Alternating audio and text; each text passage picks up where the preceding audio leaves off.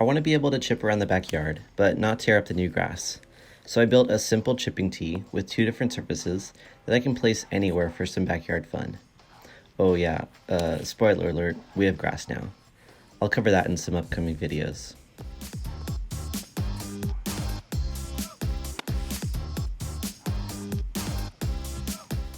Someone had a bunch of turf samples they wanted to get rid of, so instead of letting them go to waste, I thought I'd repurpose them into something fun.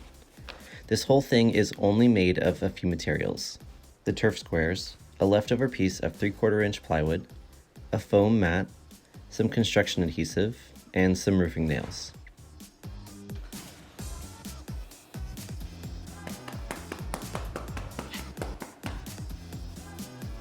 Hey, I need this.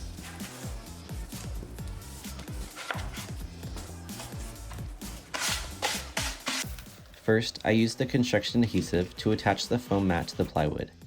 I figured that grass generally has some give to it, so adding the mat may create a more realistic situation. Next, I started adding the squares.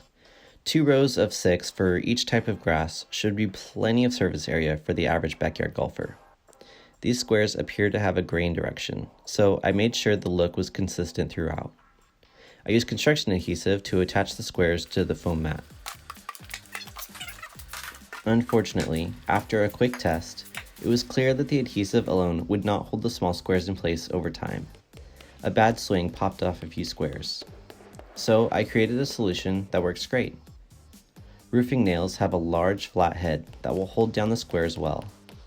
I tested a few different sizes, and 7/8 inch long nails were long enough to secure into the plywood but not pop out the underside.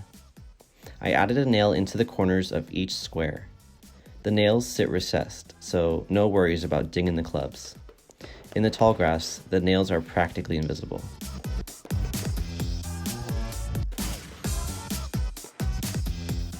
Last thing to do was trim the edges and give it a test.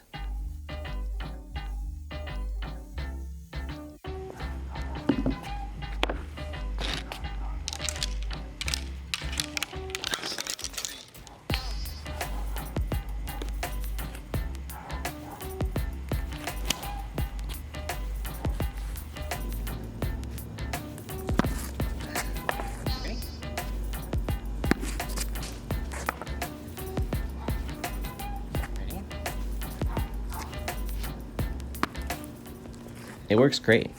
Definitely excited for all the fun to be had in this new backyard. More on that later.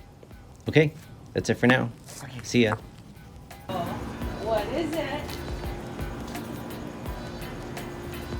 What is it?